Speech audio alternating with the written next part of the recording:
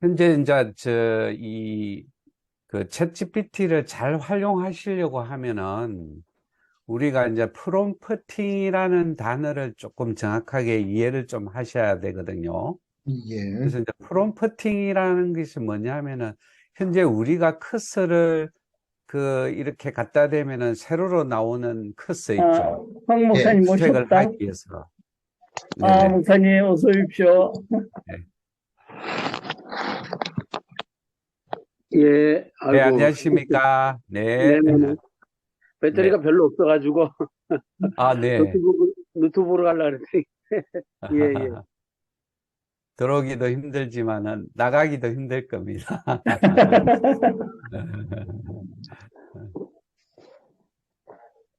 오늘은 뭐 저는 이런 전문가는 아니고요. 그래서 저는 어떻게 활용하고 있고 또 어떻게 이 챗GPT를 활용해서 조금은 주제가 있는 그런 어떤 챗GPT가 됐으면 좋겠다라는 생각에서 좋은 주제가 뭘까라고 생각하니까 지난번에 강의하셨던 분의 그게 감정이라는 게 있더라고요. 그래서 저도 공감대를 형성하는 게 있어서 감정이라는 것을 가지고 또 이 기독교적인 측면에서도 또 필요할 것 같다라는 좀 느낌이 들기도 하고 또 그렇게 해서 어떻게 하면은 잘 커뮤니케이션을 이룰 수 있는 게 뭘까라고 해서 이게 지금 마인드맵을 제가 올려놨습니다. 이게 보시면은 이게 강의가 하나, 둘, 셋, 넷, 다섯, 여섯, 한 7개 정도의 이렇게 전문가들이 올리신 거를 제가 한 마인드맵으로 올렸습니다. 그래서 실제적으로 아이들한테 이거를 가지고 강의를 해보니까 한 3시간 이상은 해야 되거든요. 근데 이제 오늘은 그냥 이렇게 프레임만 조금 보여드리겠습니다. 보여드릴 테니까 보시고 이제 찾아보면 좋으실 것 같고, 그래서 저는 오늘 이후에 저랑 혹시 강의할 텀이 생긴다고 하면은 챗GPT를 놓고 서로 찾으면서 하시는 게 제일 좋겠다라는 생각이 들거든요. 그래야만이 어떻게 이게 이렇게 되지라고 하는 것들을 느낄 수도 있고 실제적으로 또 우리가 사용해 봄으로 인해서 챗GPT가 우리한테 얼마나 접근해 있을까라는 것들을 생각해 보는 게 좋을 것 같거든요. 그래서 제가 알고 있는 챗GPT의 가장 중요한 요소를 따지라고 하면은 프롬프팅입니다. 이게 프롬프팅이란 간단하게 제가 설명드리면은 어, 현재 여러분들이 찾을 수 있는 구글에서나 이렇게 했을 때 커서를 갖다 댔을 때 깜빡거리는 부분이 있습니다. 그죠?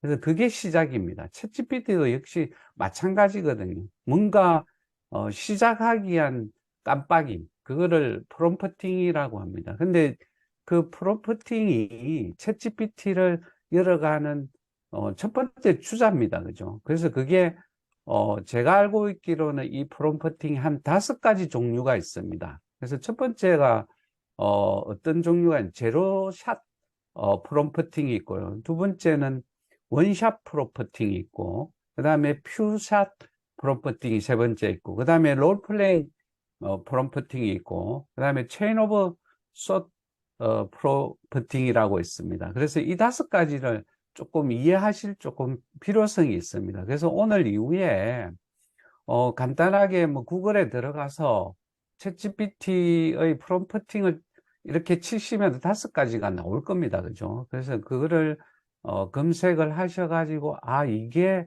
이렇게 돼야 되는 거구나 하는 거를 이렇게 조금 이해를 하셔야 되는데, 그래서 간단하게 조금 설명을 드리면은 첫 번째로 제로샷 프롬프팅이 있습니다. 이 제로샷은 그야말로 우리가 아무 훈련된 어떤 것들 없이 그냥 던지는 게 제로샷 프롬프팅이라고 보시면 될 겁니다. 그야말로 내가 궁금한 거 구글에서 쳤을 때 감정이란 무엇인가 이렇게 치는 것을 재료사 프롬프팅이라고 이렇게 보시면 될 것 같거든요. 그래서 오늘은 제가 이제 챗GPT를 가지고 계신 분은 챗GPT에서 그냥 물어볼 수 있습니다. 그래서 그렇게 해서 재료사 프롬프팅이란 무엇인가요? 이렇게 물으면은 이렇게 뜨기도 하거든요.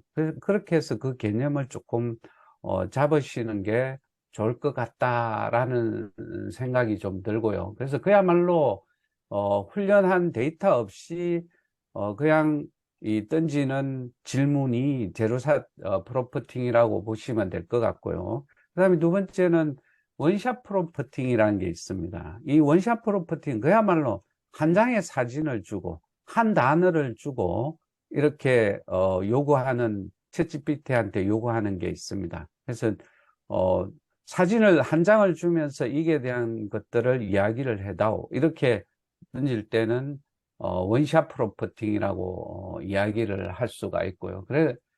그렇게 보시면 될 것 같고, 그 다음에 이제 퓨샷 프롬프팅이라는 말은 그야말로 우리가 이렇게 이제 전위 학습을 위해서 이제 조금 더 깊게 이 소량의 어떤 데이터를 던져 가지고 기계가 학습하게 만들고 또 그 학습한 결과를 가지고 데이터를 추출해내는 것이 퓨샷 프롬프팅이라고 보시면 될 것 같고, 우리가 이제 많이 사용해야 될 부분이 네 번째입니다. 그래서 그게 롤플레잉 프롬프팅이라 하는데 그야말로 롤플레잉 어떤 역할을 주고 그 역할에 따라서 어떻게 할 거냐 이렇게 되는 거. 결국에 이런 거죠.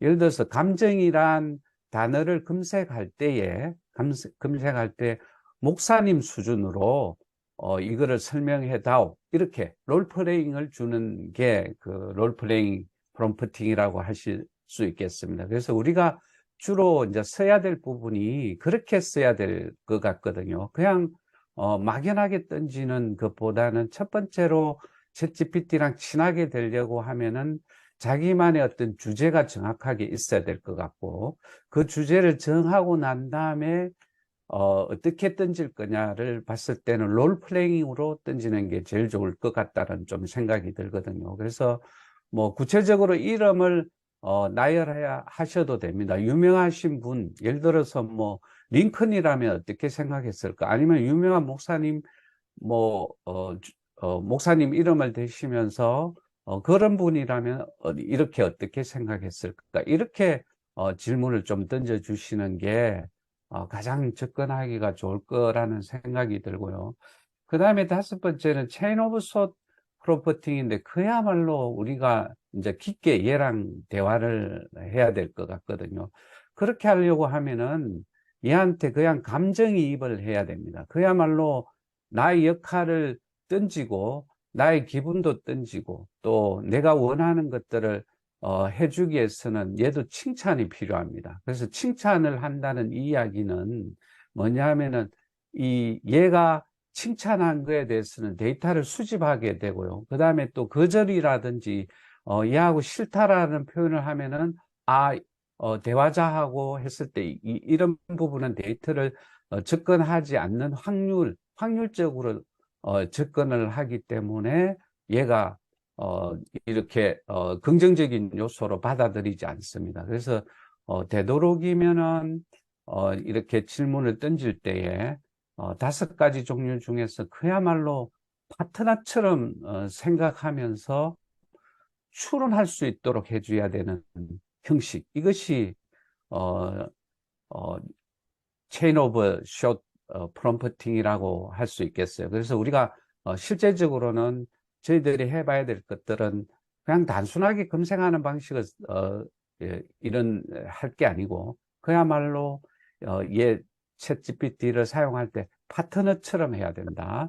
그래서 파트너처럼 하는데 추론할 수 있도록 해줘야 되는데 그 추론이 또 100% 얘랑 맞느냐에 대해서는 또 의문을 가져야 되거든요. 그래서 실제적으로 얘는 뭐 거짓말의 명수라고 하시면 돼요. 그래서 100% 얘를 믿으시면 안 될 것 같고 또 그렇게 추론을 만들어낼 때 인간이 원하는 가짜 뉴스를 만들어내기 위한 어떤 장치의 도구로도 쓸 수 있거든요. 이번에 그 나온 가짜 뉴스들, 미국에서 나오는 것들이 이런 것들을 활용해서 만드는 방법이 이렇게 해서 만든 방식이라고 보시면 될 것 같습니다. 그래서 어떻게 사용하느냐, 또 이게 여보세요? 사용자가 어떤 형식을 갖고 잠깐만요. 접근하느냐가 굉장히 중요할 것 같아요. 그래서 첫 번째는 저는 구체적으로 원하는 형식을 먼저 설명한 후에 질문을 던져라. 이야기를 좀 해보고 싶거든요. 그래서 구체적으로 원하는 형식.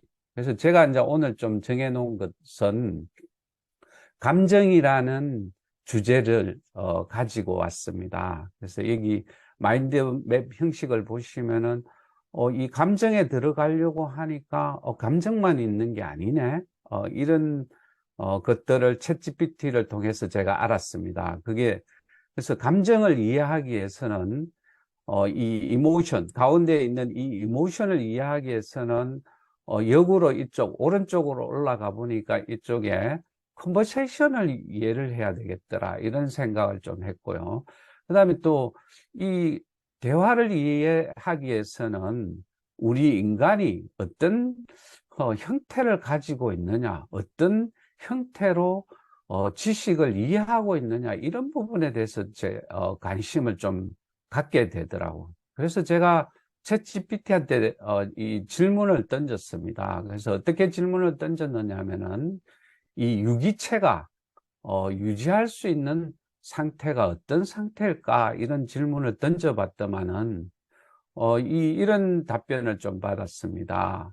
그 organism maintains a state of balance 이렇게 해서 이 유기체는 이 밸런스를 유지를 하는 게 가장 중요하다. 그래서 제가 다시 질문을 좀 던졌습니다. 유기체가 이 밸런스를 유지하기 위해서는 어떤 형태가 있을까라는 질문을 던졌더만은 첫 번째는 이런 형태가 나왔습니다. 이게 보시면은 이 유기체가 밸런스를 유지하려고 하면은 첫 번째는 스피드와 액큐러시, 정확성, 스피드와 정확성 사이에서 이퀄라이저를 만들어내야 된다. 이런 이야기를 꺼내더라고. 그래서 그렇다고 하면은 그래서 스피드와 정확성하고 차이가 어떤 차이가 있을까라는 생각을 해봤더만은 이런 개념으로 이해를 좀 할 수 있겠더라고. 우리 인간이 이 꽃을, 아름다운 꽃을 보기 위해서는 정확성이 필요할 것 같아요. 그래서 자세하게 가져가서 이렇게 보는 활동이 액큐러시라고 할 수 있겠어요. 그래서 정확하게 보고 있다고 하면은 그 사이에 사자라든지 호랑이가 가까이 접근을 하게 되면은 이 액큐러시를 버리고 습해야 될 것 같아요. 도망치려고 하면은. 그래서 그런 어떤 이런 밸런스가 엄청나게 우리 인간한테 특히 유기체에서는 굉장히 필요한 것이다라는 것들을 챗 GPT를 통해서 제가 검색을 했고요. 그래서 이런 부분들이 밸런스를 좀 유지하는 게 좋을 것 같구나 이런 것들을 알아냈고요. 그 다음에 또 이 유기체가 어떤 밸런스를 가지고 갈까라고 이렇게 찾아봤더만은 스페시피케이션, 구체성, 구체적으로 어떤 역할을 하는 것과 그다음에 앱스트랙트, 이 추상성, 그렇게 우리가 어떤 학문을 한다든지 이렇게 했을 때는 구체적으로 가져가면은 추상성이 떨어지고 또 추상적으로 어떤 역할들을 만들어내는 상태에서 이 스페시피케이션이 필요하더라고. 그래서 어느 한 곳이 이 밸런스가 무너지면은 유기체의 어떤 성격이 무너질 수 있다라는 어떤 그런 학문들이 있는 것 같아요. 그래서 이것도 유용한 밸런스를 유지하기 위한 어떤 것들이 있구나라는 생각을 했고요. 그 다음에 가장 우리한테 이제 이 유용한 것 중에 하나가 스테빌리티하고 플렉시빌리티입니다. 그래서 이 스테빌리티는 안정성, 그야말로 우리가 어떤 안정적인 것들을 선택했을 때, 그런 어떤 선택을 했을 때 목표가 생긴다는 거예요.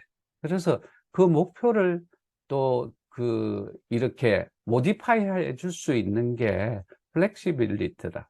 이런 이 안정성과 유연성을 잘 선택하느냐에 따라서 이 크래비티가 창의성이라든지 이런 것들이 잘 조절될 수 있는 것들이 이 스테빌리티하고 유연성, 이게 이 유연성하고 어떤 밸런스를 잘 유지하는 것이 우리 인간이 가지고 있는 어떤 이 항, 유지하기 위한 어떤 컨스탄시, 이거를 저는 이 항상성이라고 말을 해보고 싶거든요. 그래서 얘를 챗GPT에 찾았더만은 호메오스테이시스라는 단어를 검증을 해주더라고. 이게 그야말로 항상성. 오늘 이 유기체가 내일 또다시 그런 어떤 유지할 수 있는 컨스탄시, 이게 항상성이라다. 그래서 이 항상성은 시간하고 공간하고 우리를 재배열시킴으로 인해서 이 효율성을 갖게 되고, 그래서 그 효율성은 다시 이 고를 향해서 타겟 오리엔티드, 그야말로 목적을 향해서 가는 것이 효율적으로 움직여야 돼요. 그래서 우리는 이거를 습관이라고 말을 하고 있고요. 그래서 이 이 습관적으로 하는 것들이 이 목표를 향해서 어떤 가져갈 수 있는 어떤 이유인 것 같아요. 근데 이런 어떤 에피션시만 있어 가지고는 우리 인간이 이 밸런스를 유지할 수 없기 때문에, 그래서 다양성이라는 디버시티라는 이 사이에 있어서 이퀄라이저를 잘 해야만이 이런 어떤 우리가 목적 지향적인 그런 어떤 신앙도 역시 마찬가지일 것 같아요.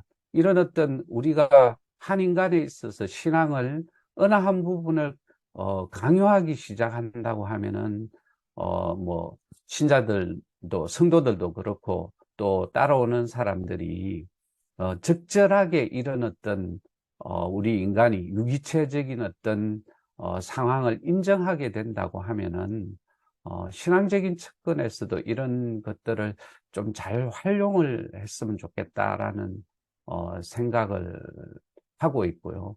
궁극적으로 이런 어떤 유기체적인 어떤 성격, 이런 것들을 잘 유지하는 사람들이 나중에 가면은 대화도 잘 일으킬 수 있고 감정적인 부분도 잘 조절할 수 있고, 또 그런 부분을 가지고 주도적인 어떤 삶을 가져갈 수 있겠다라는 생각을 했고요. 그래서 이런 어떤 것들이 우리 인간에 있어서도 배움의 어떤 영역들이 이렇게 있더라고요. 그래서 우리 인간이 첫 번째로 배움으로 가져갈 수 있는 게 뭐냐 하면은 세 가지 정도가 이렇게 있는데, 감지와 반응, 그야말로 우리가 이 팔이나 이런 것들에 손을 댔을 때 바로 감지가 되면은 날아가는 어떤 반응 현상. 그래서 감지하고 반응, 이런 것들. 그 다음에 이런 것들이 조금 발달이 된다고 하면 감각적인 부분. 그래서 우리가 우리 인간이 가질 수 있는 어떤 것들 중에서 이런 오감, 이런 것들을 감각이라고 하는데, 이런 것들이 움직여진다는 것이. 그래서 그거를 운동이라고 할 수 있고요.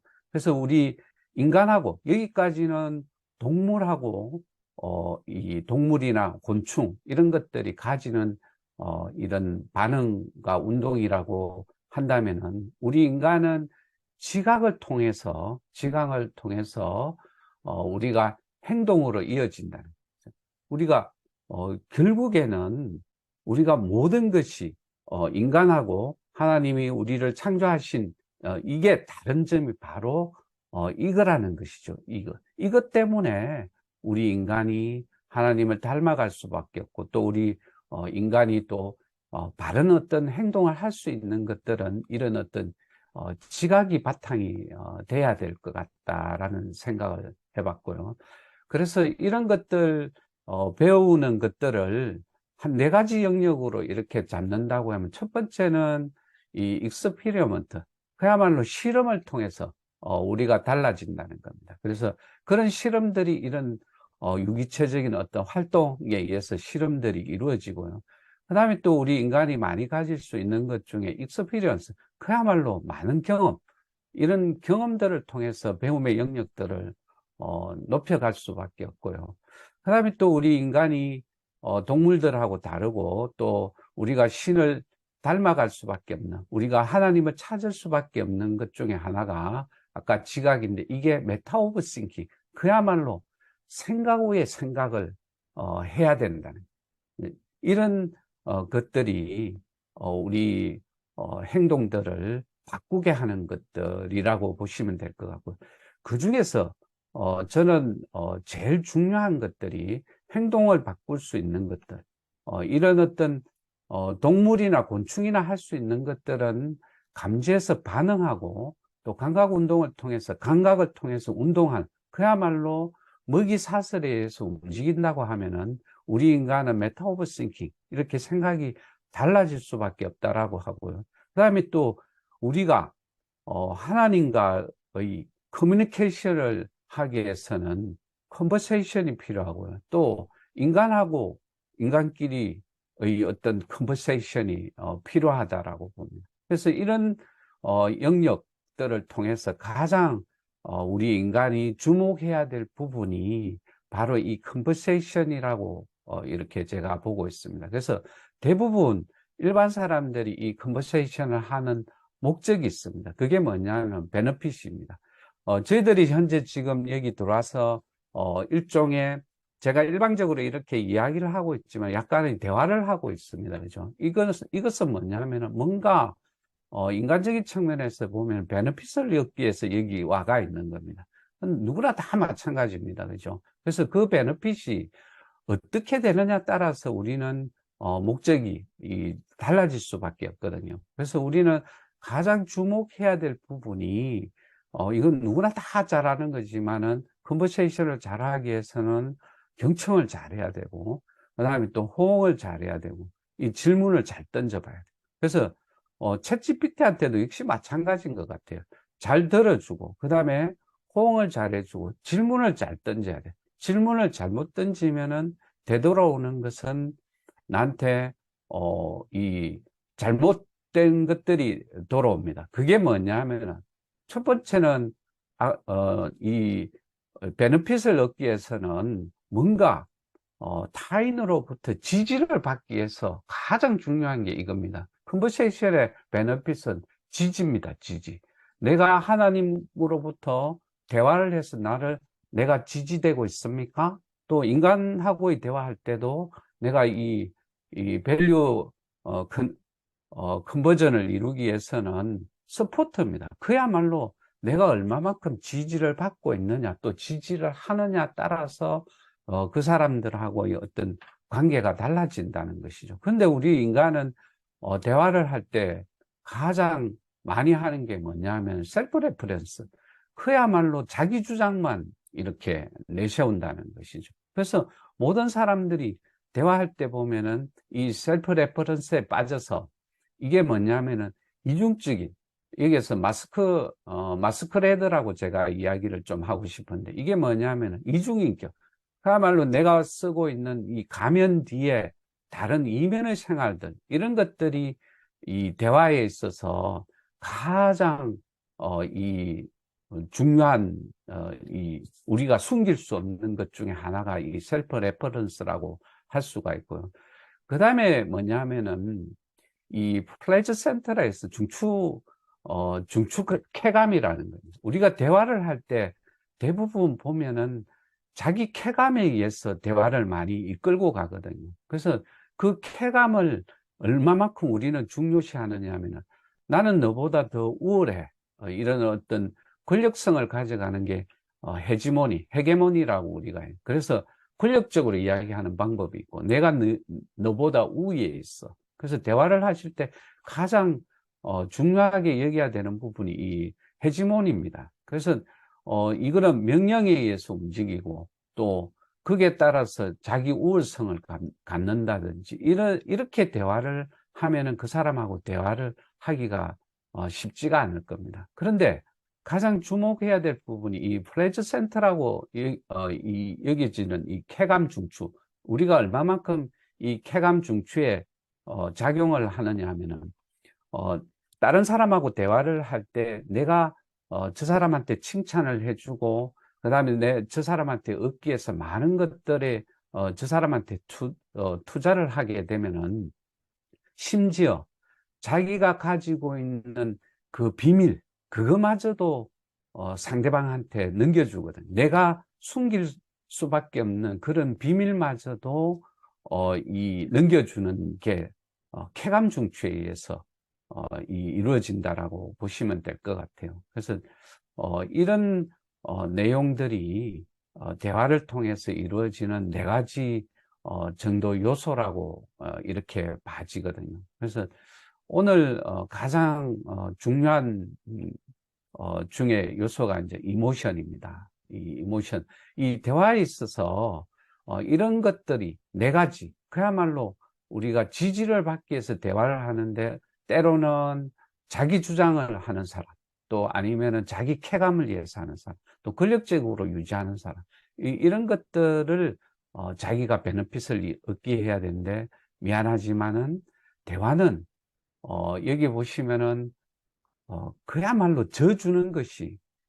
지는 것이 이기는 겁니다. 그래서 이겼다라고 생각해 가지고 집에 가서 보면은 괜히 분합니다. 그죠? 뭔가 막 내가 상대방한테 내가 어떤 많은 말들을 꺼내 가지고 그 사람들을 설득했다라고 생각했는데 실제적으로 보면은 허무한 감정밖에 없다. 근데 반대로 그야말로 지지를 했다고 하면 그야말로 내가 너를 위해서 생각하고 너를 위해서, 그것이 진정한 그런 어떤 예수님의 원리가 여기에 있지 않느냐. 그래서 이런 것들이 가장 우리 기독교인이 가져야 될 어떤 필요적인 요소일 것 같아요. 그래서 대화를 할 때 상대방을 설득하기보다는 권력적으로 가져보기보다는 차라리 내가 져주는 거. 그래서 왼뺨을 때리면 오른뺨을 내줄 수 있는 게 바로 예수님만이 할 수 있는 거잖아요. 그래서 그런 어떤 역할들을 통해서 우리가 느껴봐야 될 것이라고 생각하는. 그래서 그런 것들을 이끌어 갈 수 있는 게 이 이모션입니다. 이모션. 이 이모션은 제가 어디에서 가지고 왔느냐 하면은 감정의 발견이라는 책이 있습니다. 그래서 이 감정의 발견은 마크 브레킷이라는 사람이 도대체 우리 인간이 이 대화를 이끌어 가는 데 있어서 가장 중요한 요소가 뭘까? 이런 헤지모니라든지 셀프 레퍼런스라든지 프레즈 센터라든지 이런 부분에 있어서 가장 역할을 하는 게 이모션이다. 이런 이야기를 꺼내고 있거든요. 그래서 이 마크 브레킷은 감정의 발견이라는 책에 있어서 우리 감정은 우리가 받는 것이 아니다. 우리가 선택해서 부여받는 것이 아니고 이 감정은 이 트레이닝 될 수 있다라고 생각을 하는 사람인 것 같아요. 그래서 저도 이 챗GPT를 통해서 감정이란 어떤 것일까 이렇게 해서 했더만은 이 감정의 발견이란 책을 추천을 해 주더라고요. 그래서 이 감정의 발견에서 5가지를 잘 조절하면은 우리 인간은 잘 감정을 조절할 수 있다라는 이야기를 하고 있더라고요. 그래서 첫 번째는 이분이 이야기하는 게 룰러, RULER, 룰러, 이 5가지, 이 요소, 이 5가지 요소를 잘 가져가면은 감정이라는 요소를 잘 레귤레이팅 할 수 있다. 그야말로 조절할 수 있다.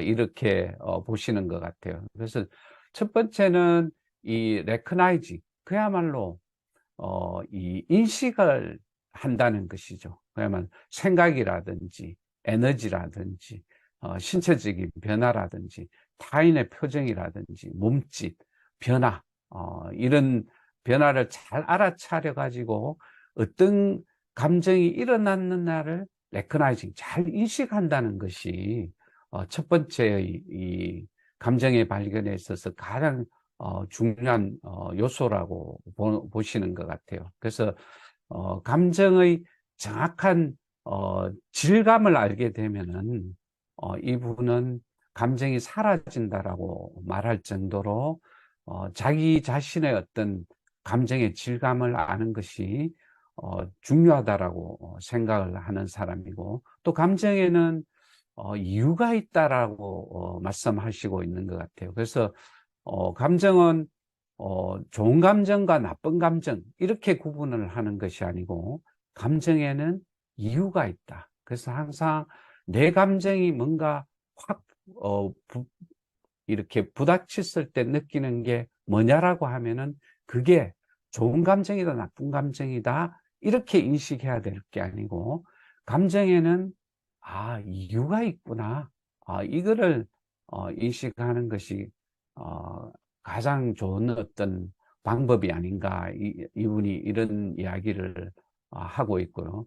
그 다음에 두 번째는 understanding, 그야말로 감정을 잘 이해한다는 것입니다. 그래서 이분이 하는 이야기 중에 하나는 under, 아래에 standing, 아래에 서가 있다. 뭔가 이야기하고 싶은 사람의 아래에 위치해가 있을 때 그것을 잘 이해를 하게 된다는 것이죠. 그래서 이 감정의 원인을 잘 파악해야 될 필요성이 있다라고 말씀하시고 있는 것 같아요. 그래서 감정이 생각과 결정에 어떠한 영향을 미치는지를 잘 깨닫는 것이 중요하다라고 이분이 조금 말씀하시고 있는 것 같아요. 그래서 이분이 내가 오늘 자료는 준비를 하지 않았는데, 무드미터라는 거를 검색을 해 보시면 나올 겁니다. 그래서 이 무드미터는 쾌적함과 활력 사이에 있어서 네 가지 색깔을 구분을 해서 100가지의 감정을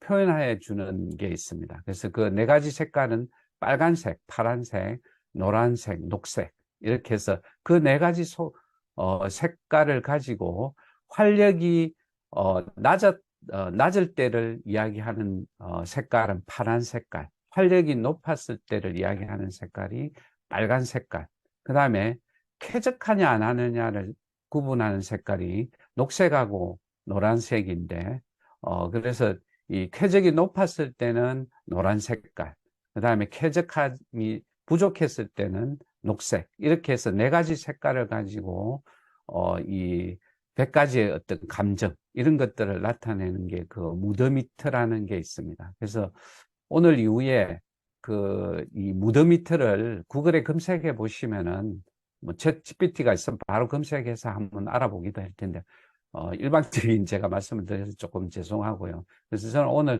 이래 서로 검색해 보면서 해보려고 했던 건데, 다음번에 제가 조금 할 때는 검색을 해보면서 한번 해보겠습니다. 그래서 이 언더스탠딩에서 우리가 느껴야 될 것은 뭐냐면은, 부정적인 감정과 긍정적인 감정, 이런 것들을 이해하는 것이 아니라, 감정에는 이유가 있다라고 인식하고 또 그것을 이해하는 것이 굉장히 좋을 것 같다, 이런 이야기를 꺼내는 것 같아요. 그 다음에 이제 이 세 번째가 이제 이 라벨링인데, 그야말로 이름표를 붙여주는 겁니다. 그래서 이 이름표를 붙인다는 게 이 언더스탠딩, 무드 밑에서 연계되는데, 이게 100가지의 감정, 그래서 내 감정을 가지고 100가지를 표현했을 때 내가 어느 색깔에 해당되느냐를 판단했을 때, 그것을 이름표를 붙여보는, 그 이름표를 붙여봤을 때 벌써 그 감정은 사라진다라고 이야기를 하는 것 같아요. 그래서 감정적 경험을 잘 설명하는 정확한 용어를 잘 찾는 것이 중요하다. 그래서 우리가 뭐 성도들 간의 관계에서, 교회에서도 많은 이런 어떤 다툼들이 일어나고 이런 것들인데, 그래서 이런 것들을 우리가 감정을 등한시하거나 아니면은 이 감정을 무시하거나 이런 것들을 가지고 좀 잘 조절해야 할 필요성이 있겠다라는 생각을 했고요. 그래서 이 감정적 경험을 잘 설명하는 이 이름표를, 정확한 용어를 딱 나는 이런 감정을 갖고 있어 라는 이런 이름표를 잘 붙여서, 그래서 자아를 잘 인식하게 만들어 주는 것이 굉장히 좋을 것 같다라고 이야기를 꺼내고 있고요. 그래서 사회적 의사소통에서 감정의 어떤 효과적인 전달, 이게 굉장히 라벨링에서 중요하다라고 생각하는 것 중에 하나가 뭐냐면은, 이 감정과 우리가 이 컨버세이션을 하기 위해서는 이 언어가 굉장히 중요한 역할을 합니다. 그래서 우리는 들어오는 사람의 어떤 표정만 봐도 저분이 어떤 감정을 갖고 있고 이런 이야기들을 합니다. 그래서 그런 어떤 감정적인 것들도 굉장히 중요하지만은, 이 8대2의 요소 중에서 감정과 언어가 있다고 하면은 세밀한 부분, 이런 부분을 이끌어가는 것은 결국에 이 언어라는 것입니다. 그래서 이 언어를 통해서 잘 설득하기도 하고 해야 되는데, 그 감정에 기반된 그 감정을 잘 이해하게끔 하는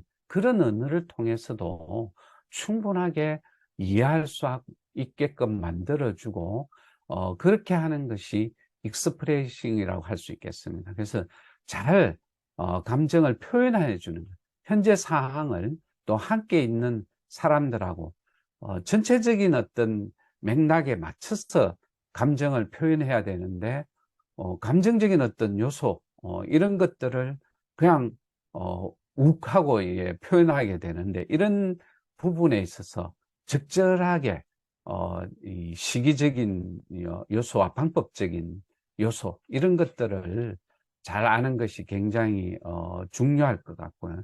그래서 우리는 표현하는 방법에 있어서 가장 가까운 사람들한테는 이렇게 감정 표현을 마구잡이로 이렇게 하고 있는 것 같아요. 그래서 이런 어떤 감정 표현들을 가장 가까이 있는 사람들한테 이런 표현을 정확하게 해주고, 그런 것들이 이 언어를 통해서, 부부니까 내가 내 마음 알 거 아니야.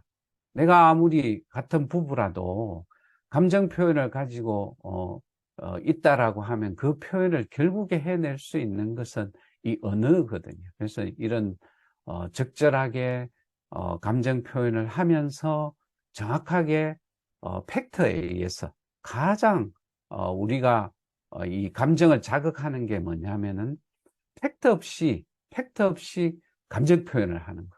그래서 이 이모션을 가장 잘 조절하는 방법 중에 하나가, 마크 브레이킷이 하시는 이야기 중에 하나가 뭐냐면은 팩트 있는 그런 감정 표현을 하는 게 좋다. 그래서 남들이 표현할 때 이런 거 있잖아요. 그래서 예를 들어서 암 환자들한테 가장 이렇게 내가 감정 표현을 잘한다고 해가지고 이렇게 위로를 해준다는 표현이, 이런 표현들이 있을 겁니다.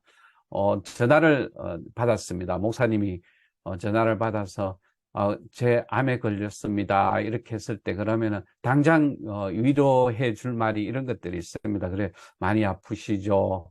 그래, 뭐 얼마나 아프십니까? 이 정도인데, 이제 대화를 더 이끌어가다 보면은 이런 거, 위로 아닌 위로.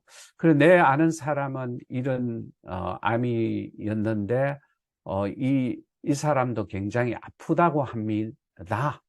이런 이야기들이 위로의 말이 될 것 같은데, 정작 그 사람의 말을 들어주는 게 굉장히 중요하다는 것이죠. 그래서 그 표현을, 남이 아픈 표현을 나한테 가져와서 이렇게 해서 아플 것이다, 이런 것들이 이 감정을 이해하고 감정의 이름표를 붙여주고 이 표현하는 데 있어서 잘못됐다는 것이, 그야말로 그래, 밥도 못 먹고 아프시죠, 힘드시죠, 뭐 이런 위로가 오히려 더 맞는 표현인데, 여기로 가면은 역시 마찬가지입니다. 네, 그래서 내 중심으로 대화를 이끌고 가다 보면은 다른 사람들의 어떤 것들을 가지고 와서, 아, 그래, 보니까, 우리 뭐, 외삼촌은 이런 암이어서 엄청 아팠습니다. 뭐, 이런 이야기들은 그야말로 자기 주도형, 그 다음에, 자기 쾌감형, 그 다음에,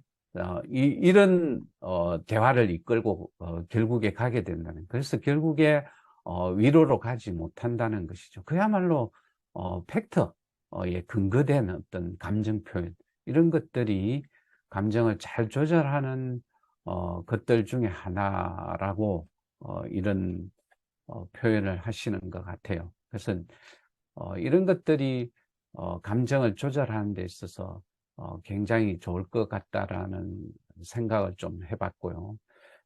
그래서, 우리가 이런 것들이 잘, 해결이 될 때, 이런 어떤, 음, 감정에서 벗어날 수가 있는데, 항상, 자신이 굉장히, 중요합니다. 그죠? 그래서 뭐, 누구를 막론하고, 우리가 어떤 이 감정의 구렁텅이로 빠뜨릴 수밖에 없는 것들 중에 하나가 뭐냐 하면은, 첫 번째, 본인이, 어, 다른 사람들하고 어떤 이런 대화를 통해서 창피하게 생각한다. 그래서 이 첫 번째는 굉장히 중요한 요소입니다. 그래서 대부분 본인이 생각할 때 내가 이야기를 함으로써 창피하지 않을까? 또 내가 이야기를 함으로 인해서 거절받지 않을까? 그래서 이 인간이 가장 세 가지 본인이 싫어하는 셀프 다우트이 뭐냐 하면은 실패하지 않을까? 내가 이런 이야기를 했을 때 실패하지 않을까? 내가 어떤 것들을 했을 때 실패하지 않을까?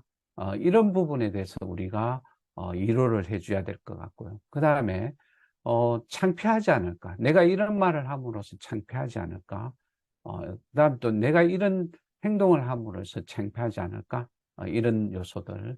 그래서 또 내가 이런 말을 했을 때 거절당하지 않을까? 이런 것들이 결국에 이 뭉뚱그려져서 이 감정의 구렁텅이로 빠질 수밖에 없다는 것이죠. 그래서 우리가 남하고도의 어떤 대화도 중요하지만은 본인의 스스로 대화에 있어서 이 감정의 구렁텅이로 빠질 수밖에 없는 것 중에 하나가 이 세 가지 요소라는 것. 이것이 가장 어떤 유기체를 우리 인간으로서 역할을 못하게 하는 이 컨피던스, 자존감을 떨어뜨리게 하는 요소라고 이렇게 봅니다. 그래서 이런 어떤 것들을 잘 이해할 필요성이 있다라고 보고 있고요. 그래서 이런 어떤 세 가지 요소가 감정적인 이 구렁텅이에 빠질 수밖에 없던 이유가 뭐냐면 첫 번째는 이 시도하는데 런칭하는데 실패하는 거. 그게 항상 뭐냐면은 내가 실패하지 않을까라는 그 두려움 때문에 실패할 수밖에 없다는. 그래서 그럼으로 인해서 자존감도 일으키고 자신감도 잃게 되는 요소 중에 하나가 내가 실패를 두려워서 하지 못합니다. 그래서 많은 것들을 준비를 합니다, 사람들은. 근데 그 준비를 하는 과정에 있어서 시도를 하려고 하면은, 내가 이 실패하지 않을까? 내가 이런 거 하면 창피당하지 않을까? 이런 걸로 인해서 내가 거절당하지 않을까? 그래서 우리가, 사람들하고 대화를 할 때 가장, 주의해야 될 요소가 뭐냐 하면은, 실패를 두려워하지 않아야 된다. 그래서 첫 번째 시도하는 것이 중요하고, 그래서 교회에 있어서도 가장 중요한 요소가, 저는 그 청소년 부를 섬기고 있는데 청소년들하고 대화를 하면서 느끼는 것 중에 하나가 바로 이런 요소입니다. 그래서 아이들이 뭔가를 해야 되는데 하지 못하는 요소가 이런 것 같아요. 그래서 제가 본 프로그램 중에서 CBS 마이크온 프로그램이 있는데 거기에 나오는 아이들은 이야기를 자기 발표를 참 잘하더라고. 그래서 그 발표를 잘할 수 있는 거는 그런 자신감이 충분했을 때 그게 가능하거든. 그래서 못하는 아이들을 보니까 첫 번째는 실패하지 않을까, 창피하지 않을까, 거절당하지 않을까. 그래서 이게 시도하지 못한다는 거. 그래서 우리는 이런 아이들한테 이런 훈련들이 좀 필요한 것 같아요. 못해도 좋으니까 잘할 수 있도록 끊임없이 기다려주고 또 할 수 있도록 해서. 그래서 저희들 교회에서 한 1년 동안 아이들을 이런 훈련들을 통해서 결국에 마이크온처럼 스스로 나와서 예배 시간 이후에 그 모임을 가질 때에 발표할 수 있도록 하는 자리, 그런 자리를 만들어주고 있고요. 그런 것들을 통해서 점차적으로 좀 이루어가고 있다는 것을 조금 말씀드리고 싶고요. 그 다음에 또 우리가 이렇게 이 세 가지가 감정적으로 빠뜨려질 수밖에 없는 이유 중에 하나가 트레이딩 워터라고 했는데 그야말로 이게 허우적된다라고 이야기하십니다. 그러니까 한번 실패한 아이들은 이 빠져나오지 못하는, 거기에서 그야말로 난 거절당했어, 실패당했어, 창피당했어, 난 그래서 여기에 있을 거야, 난 나가지 못해. 그래서 자신감이 결여된다는, 이게 루미네이션 되는, 그야말로 대책임질, 계속 해서 끊임없이 대책임질 해주고 오버싱킹하고. 그래서 나는 할 수 없다는 그런 인간으로밖에 갈 수밖에 없잖아요. 그래서 결국에는 의미부여가 안 된다는 것이죠. 그래서 이런 이 의미부여를 충분하게 할 수 있는 어떤 시간을 조금 줘야 될 것. 그래서 저는 아이들하고 같이 있으면서 느끼는 것들 중에 하나가, 그래서 충분하게 칭찬해주고 격려해주고, 그래서 아이들한테 공부를 왜 해야 되는가 보다는 왜 예수를 믿어야 되는지에 대해서 확신을 조금 시켜줘야 될 필요성이 있다라고 생각을 하고 있고요. 그래서 이 가정에서도 가장 중요한 게 뭐냐 하면은 내가 너는 공부해, 내가 가서 기도해 줄게. 그것은 이 구원의 방편이 아니거든요. 그래서 나는 아이들한테 굳이 공부해라, 이런 이야기를 굳이 해야 될 필요성이 없다라는 것들을 좀, 이런 것들을 통해서 인식을 좀 바꿨으면 좋겠다라는 생각을 했고요. 그래서 그 다음에 또 목사님들이나 이런 분들이 굳이 공부하는 것보다는, 굳이라는, 공부 안 해도 성공할 수 있다, 예수님 믿고 하나님 믿는다고 하면은 충분하게 할 수 있다는 그런 어떤 확신을 우리가 가져야 되는데, 그런 확신을 부모가 갖지 않았기 때문에 우리가 이 트레이딩 워터에 빠질 수밖에 없다라고. 그게 뭐 이 악순환이라고 할 수 있겠잖아요. 그죠?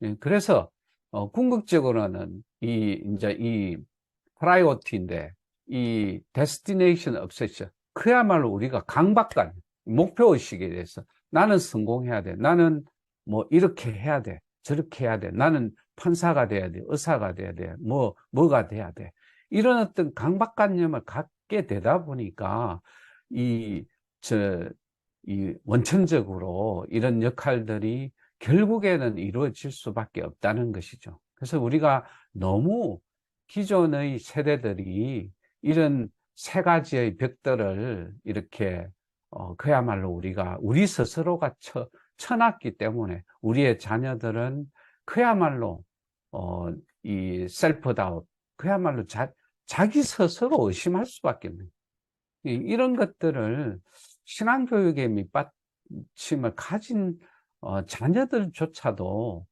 이런 어떤 확신을 갖지 못하기 때문에 이런 현상들이 있지 않나, 이런 생각을 했거든요. 그래서 굳이 우리가 배워야 된다라고 했을 경우에는 그야말로 우리가 뭐 잘 배우기 위해서는 이런 것들이 있는데, 기성세대들을 통해서 우리가 실험을 통해서, 그 다음에 경험을 통해서, 그 다음에 우리가 다른 생각을 갖게 된다. 그 다음에 우리가 대화. 그래서 우리는 그야말로 현재 우리 다음 세대들과 현 세대들이 뭐가 결여가 됐냐, 대화가 결여돼가 있다. 결국에 그 대화는 뭐냐면은 감정으로 이어지는 이 조절을 제대로 못하기 때문에 내가 성공해야 된다는 이 데스티네이션 obsession에, 그야말로 강박관념에 빠져가 있잖아. 우리 아들은 이런 직업을 가졌으면 안 되고, 이런 역할을 해서는 안 되고, 이런 것들을 우리 기성세대들이 이 감정의 구렁텅이로 빠질 수밖에 없지 않느냐. 이런, 생각을 해봤고요. 그래서 저는 결국에서 그 해결하는 어떤, 세 가지의 어떤, 방법이 첫 번째는 마인드셋을 정확하게 해줘야 된다라고 생각해요. 그래서 신앙인이라면은 예수를 왜 믿어야 되는가? 확실하게 예수란 누구인가에 대한 질문을 끊임없이 던져줘야 돼. 이게 중요하다는 거예요. 이것 없이 기본이 이건데, 마인드셋이 안 돼가 있는데 이 모티베이션이 되겠다는, 이런 어떤 확실한 마인드셋을 기본으로 딱 갖고 예수 믿으면 공부 안 해도 돼. 이런 어떤 확실한 신념을 가져야 된다. 이게 필요하다. 그래서 제 경험을 조금 말씀을 좀 드리면, 우리 아이는 제가 학원은 보내지 않았습니다. 그 다음에, 제가, 우리 아이를 학교 보낼 때는, 학교에 갈 때는 공부하라고 보내는 게 아니고, 사회성을 기르기 위해서 친구 만나러 가라고 제가 보냈습니다. 그래서, 우리 아이가 두 아이가 있는데, 한 아이는 여자아이고, 한 아이는 남자아이인데, 저는 실험적으로 좀 키웠습니다. 그래서 첫 번째 아이는, 아이를 키울 때 공부할래? 어떻게 할래? 제가 물어봤습니다. 그래서 공부하는 것보다는 시인이 되기를 원하더라고요. 그래서 끊임없이 제가, 시인이 되고 싶다길래, 그러면 책을 많이 읽어야 되지 않느냐. 그래서 책을 많이 읽게 했습니다.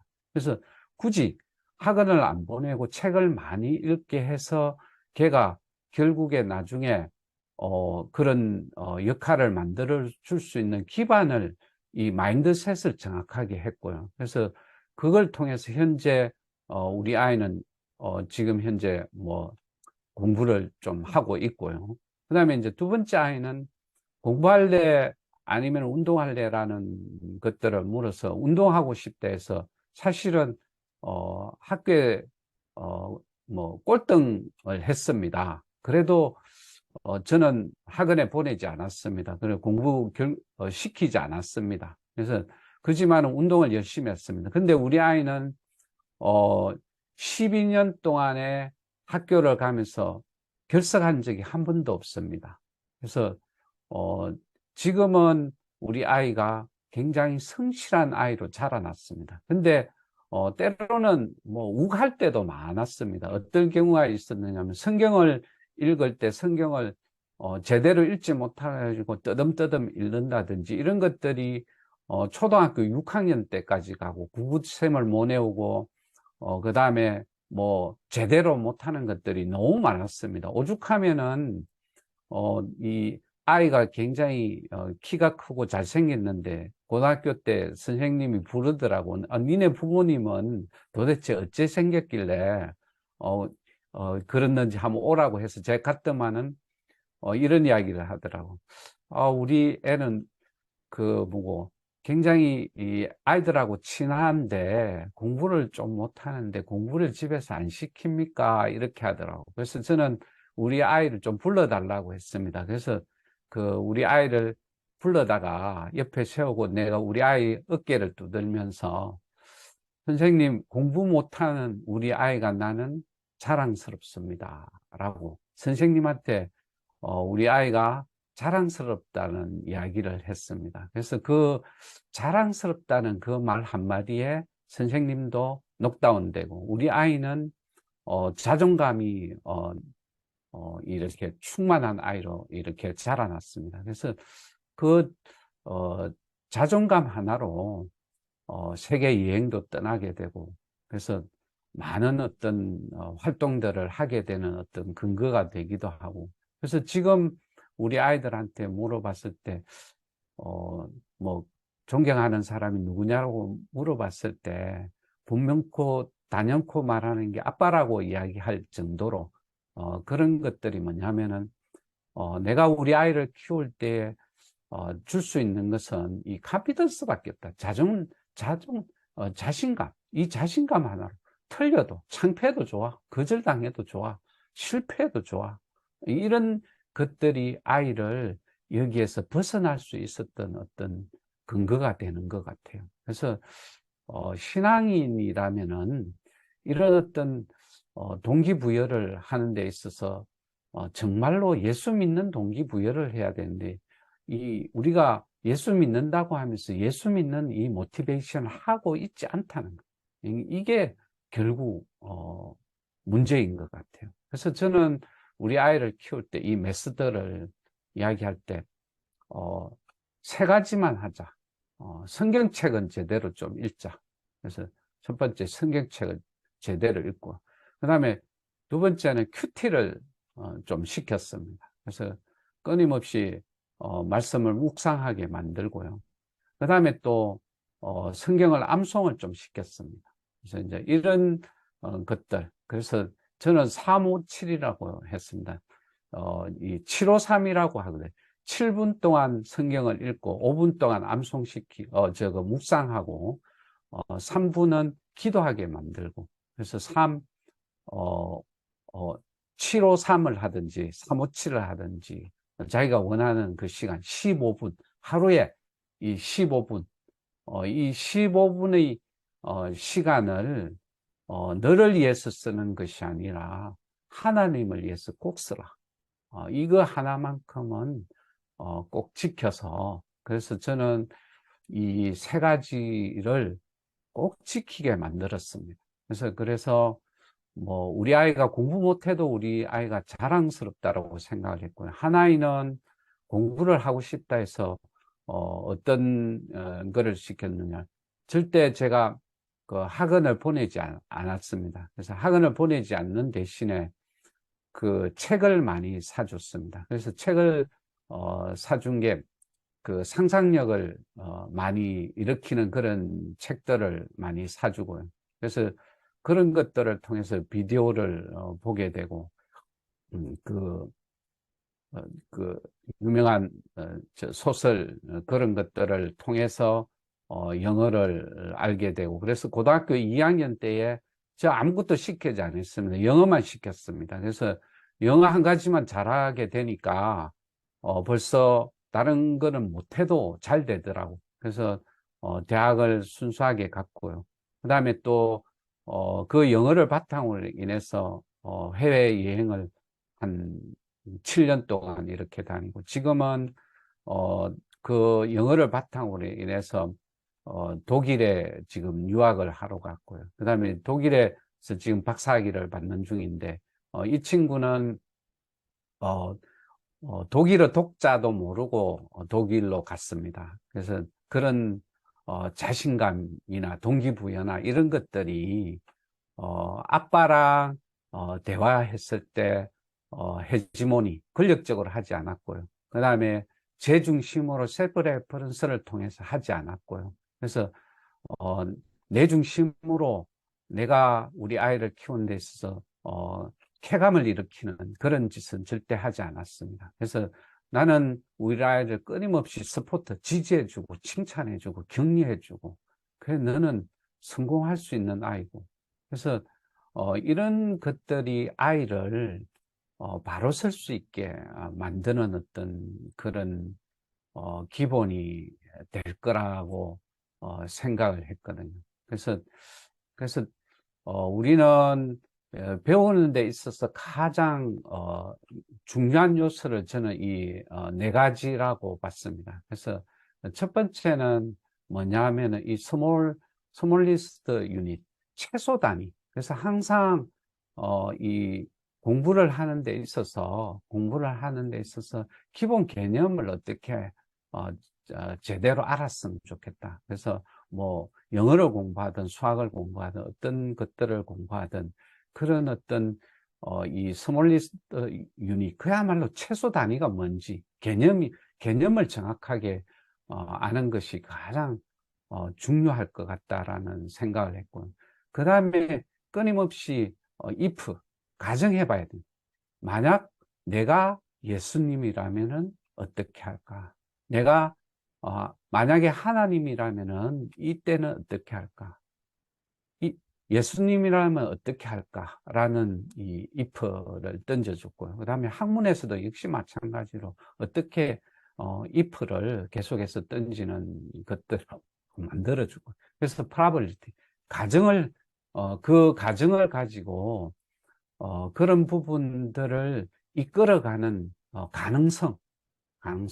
그래서 네가 앞으로 어떤 모양으로 세상을 살아갔으면 좋겠느냐, 그런 가능성, 이런 것들을 통해서 결국에 네가 이루어야 될 때 목표성, 그래서 그런 어떤 목표성을 가졌을 때 이 하나님 앞에 바로 설 수 있지 않느냐. 그래서 저는 오늘 이, 이 도표를 통해서 저는 제가 뭐 여태까지 살아온 어떤 경험들, 또 이런 유명하신 분들 것들을 통해서 제가 오늘 이런 이야기들을 좀 해보고 싶었고요. 그래서 굳이 챗 GPT로 다시 연결을 좀 시킨다고 하면은 이런 활동들을 챗 GPT를 통해서 끊임없이 제가 찾기도 합니다. 그래서 이제 이 찾을 때 다시 돌아간다고 하면은 그냥 막연하게 이런 주제를, 내가 찾고 싶은 주제를 던져야 될 게 아니고 얘한테 되도록이면은 나열해줘, 이런 어떤 질문을 첫 번째는 던져야 될 것 같고요. 그 다음에 방법을 몇 가지로 제시해줘. 그래서 구체적으로 저는 이 네 가지를 굉장히 좋아합니다. 그래서 네 가지로 이야기를 해줘. 그래서 이런 방법들을 던지고 있고요. 그 다음에 향후의 발전에 대비해서 어떻게 할 건지 5개를 알려줘. 이런 어떤 프로퍼티. 그 다음에 또 어, 이런 어떤 요인들이 어떻게 일어날 것인가, 또 확인해야 될 요인은 어떤 것이 있는가, 이런 요소들을 챗GPT한테 끊임없이 질문을 던집니다. 그래서 어, 가장 중요한 요소들은 질문을 잘 던지는 것이 중요할 것 같아요. 그래서 챗GPT를 가지고 잘 활용하는 방법은 결국에는 나 자신이라는 것이지. 그래서 결국에 뭐 챗GPT에 많은 것들이 있지만은 구글에서, 구글이 나오기 전에 우리의 지식은 지식이 100이었다고 생각하면은 구글이 나온 이유는 우리의 지식은 만, 어, 이런 가지수로 늘어났지만 결국에 내 지식은 내가 검색하고 내가 유도하는 질문 속에서만 나오는 것이지, 현재 있는 구글에 있는 지식이 많아졌다고 해가지고 내 지식이 많아지는 것은 아니거든요. 그래서 아이들한테나 우리 자신들한테 그래서 끊임없는 이런 질문들, 그래서 우리 유기체가 살아있는 동안에 어떻게 하면은 스피드하고 애큐리시할 것인지, 이런 질문들을 좀 던져 주셔야 될 것 같고, 또 어떨 때는 스테빌리티 한 거냐 아니면 플렉시빌리티 한 거냐, 이렇게. 그 다음에 또 스페시픽 한 거냐, 이 앱스트랙 한 거냐, 그러니까 추상적으로 내한테 알려줄 거냐 아니면 정확하게 구체적으로 알려줄 거냐, 그런 것들이 우리한테 어떻게 효율적으로 할 거냐, 디버시티 할 거냐, 이런 부분들. 그래서 저는 오늘 가장 이야기하고 싶은 것 중에 하나가, 우리 인간이 뭔가 향해서 가야 돼. 뭔가 향해서. 그래서 호메오스테이시스, 스테이시스, 항상성. 그래서 끊임없이 우리가 발전돼야 됩니다. 그래서 그게 우리 기독교인이 말하는 거듭나는 게 바로 이 항상성이 아닌가. 그래서 그런 것들을, 이 이퀄라이저를 잘 통해서 밸런스들을 잘 엮어가는 것이 우리가 할 일이 아닌가, 이런 생각을 해봅니다. 오늘은 여기까지 할게요. 혹시 질문이 계시면은.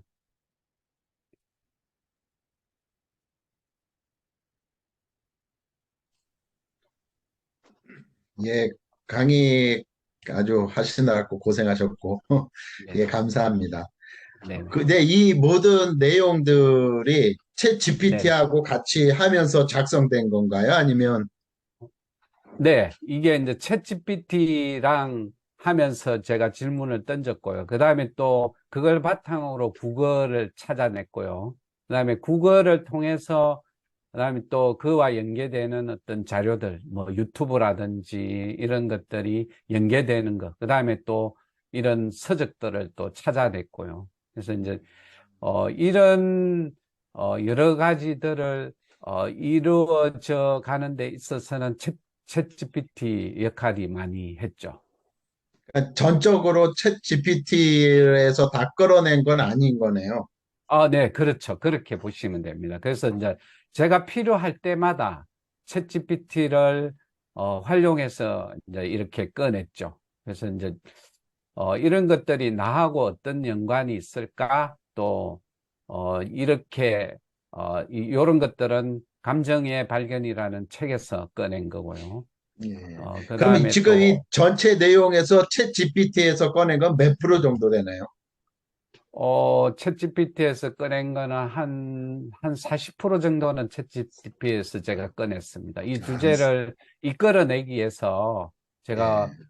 검색을 했고, 또, 또 음, 이런 주제가 있다고 하면 끊임없이 제가 또 그걸 추적해서 아까 말한 대로, 나열해줘. 그 다음에 7개만 방법을 알려줘. 그 다음에 요거랑 대비되는 것은 어떤 게 있어? 5개만 알려줘. 또 요런 요인이 나올 수밖에 없는 요인은 왜 나왔어? 이렇게 계속 질문을 좀 던져줬고요. 그 다음에 또 이것을 다른 유명하신 연구자는 어떤 분이 있어? 이렇게 해서 나온 분이 요 마크 브레킷이라는 사람이고, 이분이 사용한 저서 이걸 또 구글에서 검색하니까 나오더라고. 그래서 이제 이런 것들 그렇게 보시면 될 것 같아요.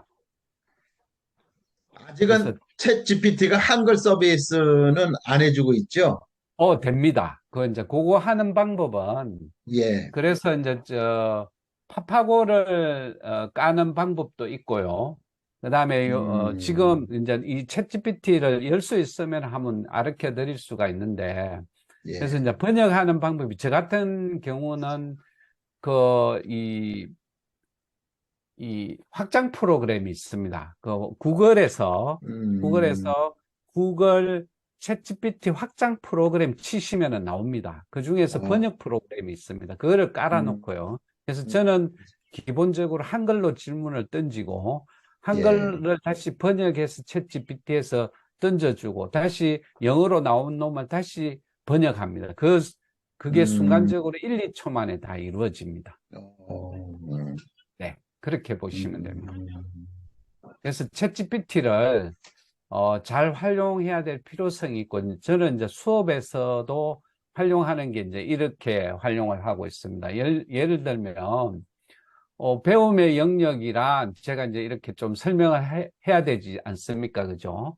그래서 예. 배움의 영역에 대해서 검색을 해봐. 이렇게 이제 나오고요. 그게 이제 가장 중요한 질문이고요. 그래서 배움의 영역을 예를 들어서 유명한 교수님 이름을 줘서 그 교수가 생각하는 자료가 있는지 찾아줘. 아니면 연구 논문이 있으면 찾아줘. 이렇게 해서 검색을 시키고, 또 한 친구는, 어, 미국에서, 유명한, 뭐, 목사님이 생각하는, 이 배움의 영역은 어떤 것이 있어? 예를 들어서 뭐, 존 메가더 목사님의 강의 중에서, 설교 중에서 뭐, 이렇게 찾아줘. 그렇게 하면은 나오기도 하고, 그렇게 찾기도 하고요.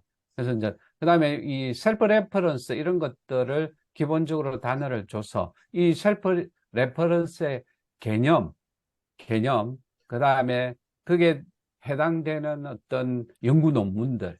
그래서 요 하나하나를 가지고 설명을 해도 1시간 정도가 갑니다. 그래서 이제 찾으실 때 가장 큰 이 프레임을 찾으시고요. 그 프레임을 가지고, 끊임없이, 뭐, 이야기 형식으로, 스토리 형식으로 전개하시는 방법도 있고, 또 때로는, 예를 들어서, 논문 형식으로 써줘라고 하면 논문 형식으로 써주기도 하고요. 그 다음에 서론, 본론, 결론 형식으로 해줘. 이렇게 하면은 검색을 해주기도 하고. 그래서, 요게 대한 자료들이, 제가, 이렇게 카메라 좀 보여주시면은, 자, 보이시죠? 제가 예. 이렇게, 한 단락에서 이렇게 또 찾고요. 그 다음에 또, 제가, 이 감정이라는 영역을 또 이렇게 찾아내고요. 그 다음에 또, 뭐, 하나의 주제를 가지고 끊임없이, 이렇게 자료를 만들어 갑니다. 그래서 예를 들면 이런 거, 자, 요거 같은 경우는 신우임 선생님, 목사님의 말씀 죄송합니다. 선생님, 설교를 일단 공유를 요약했습니다. 중지하시죠. 화면 네. 공유를 중지하시고.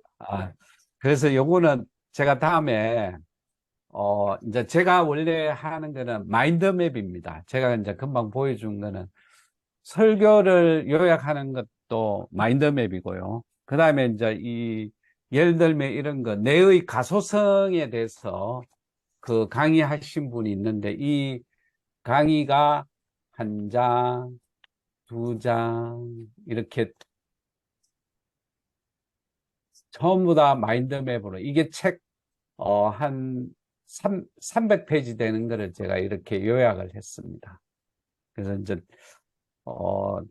목사님들이나 이런 선교사님들도 이렇게 요약하는 게 굉장히 중요할 것 같고요. 그래서 이제 뭐 끊임없이, 저도 뭐 나이가 좀 있지만은 이 배운다는 게, 끊임없이 이렇게 요약하면서, 이렇게 이끌어 가고 있다라고 보시면 될 것 같아요. 그래서 뭐 막 끊임없이 이렇게, 그림을 그려대고, 또 이거를 또 기억하기 위해서 또 여러 번 또 재차 또 만들어내고, 또 카피해가지고 또 추가할 거, 아까 그 내용, 예를 들어서 이런 거는 감정의 구렁텅인데, 요건 또 이제 구체적으로 안으로 들어갔어, 그지? 그래서 이제, 오늘은 한 페이지밖에 안 보여드렸는데, 이 하나하나 여기에 보시면은, 요런 것들에 대해서 이제 강의들이 다 있고요. 그래서 요런 것들을 챗 GPT를 활용해서 찾아내고 구체적으로 또 책을 찾아내기도 하고, 또 이제 설교 같은 경우는, 이 유튜브를 들으면서 아까 이 보여준 뭐 신우임 목사님 창세기, 창세기 9강인데, 요런 거 같은 경우는, 이 40분 강의하는 거를 한 장으로 이렇게 요약을 했습니다. 그래서 이런 것들이 자료가 이제 제가 성경을 끊임없이, 이제 만들어가는 방법 중에 하나고, 이런 것들을 저 같은 경우는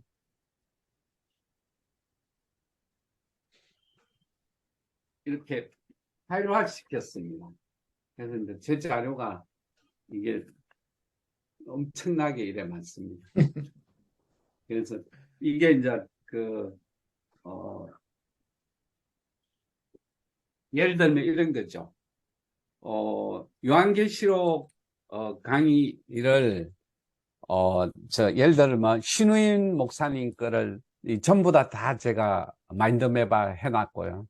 그 다음에 송태근 목사님 거 전체적으로 마인드맵 하고 해놨고, 이제 이런 것들을 통해서 공통점을 찾기도 하고, 그 다음에 또 끊임없이 반복해서 들으면서 어떤 이야기를 하고 있는지 전체적인 맥락을 찾기도 하고. 그래서 이제 이런 것들이 아이들한테 어떻게 하면 이단화 되지 않을까, 이런 부분들을 위해서 정말로 스탠다드하게 어떻게 이야기할 것인가, 이런 부분들을 많이 생각하면서 이제 이 마인드맵을 만들어 가고 있고, 또 다양하게 또, 저는 이런 생각을 해봅니다. 성경에서 가장 중요한 거는 이 맥락이라고 보니까, 그래서 그 맥락을 잘 이해하는 것이 굉장히 중요할 것 같고, 한 부분에 있어서도, 그게 바로 이게 나오는 이제 이 스페시피케이션하고 앱스트랙트인데, 이런 요소들이 가장 중요한 요소인 것 같아요. 그래서 이런 밸런스를 잘 맞춰가야만이 이 신앙도 잃어버리지 않을까. 그래서 아이들한테 역시 마찬가지인 것 같아요. 꾸준하게 이런 어떤 역할을 좀 해줄 수 있도록 우리 지금 현재 깨어 있으신 분들이 이런 활동들을 좀 해야 되지 않을까 이런 생각을 해봅니다. 네. 예. 고맙습니다. 다음에 혹시 주제를 또 정하면은 그 주제를 가지고 또 한번 해보도록 하겠습니다. 이제 다음에 하실 때는 저랑 하실 때는 챗GPT를 깔고 직접 한번 해보시면서 하는 것도 괜찮을 것 같아요. 그래서 이 준비를 좀 하셔가지고 같이 한번 해보면 좋을 것 같습니다.